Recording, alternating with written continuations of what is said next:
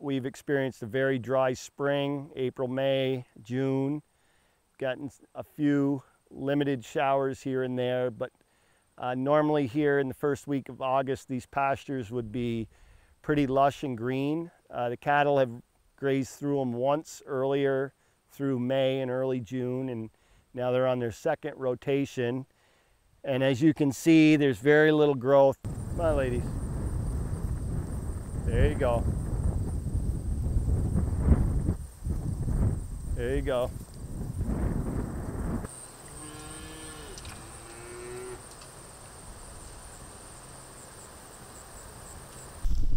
Well, this crack in this clay soil is so dry, it just opens right up, looking for moisture. Crack's big enough I can put my fingers right into them.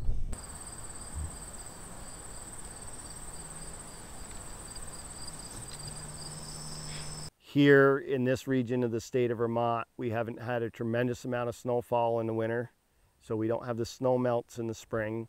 So we're going into springs drier than we traditionally had 15, 20 years ago.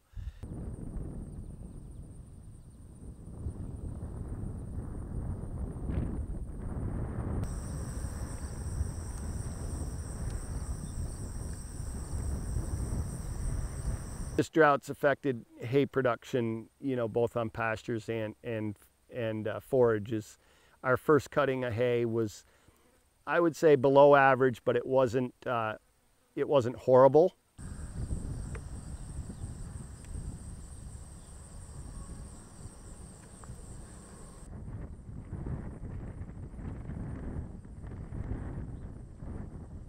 I know our second cut here on this farm was about 50% of normal. Normally on a second cut crop for us, it may take a couple acres to make a load of feed, a 7-ton load of feed in our trucks. And this year it was taking, you know, almost 10 on some of our fields.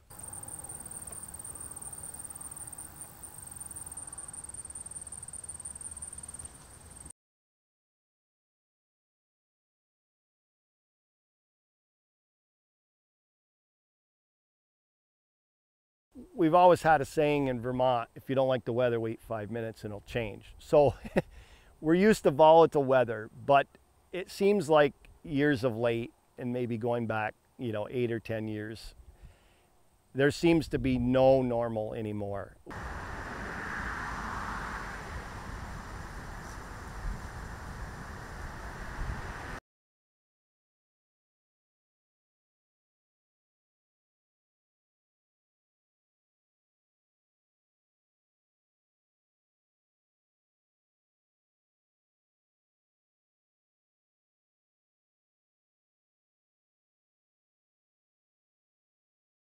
So one of the things to keep in mind is that water and soil is like a bank account for life on land, especially plants. And just like you and me, they have to manage that water to make a living.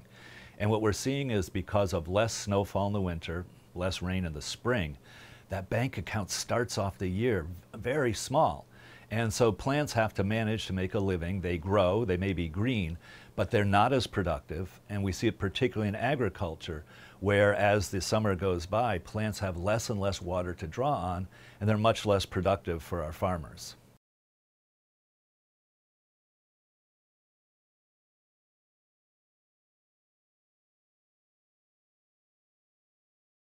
The pattern of these sustained droughts, lack of rainfall in the spring, small snow accumulation in our winters here, does seem connected with this sort of locked jet that you may have heard of, this Arctic vortex that brings a big wave of atmospheric, dry, cold air from the Arctic.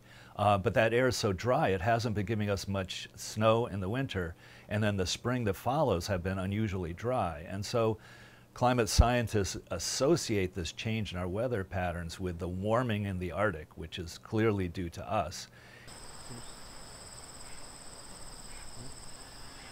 Yeah.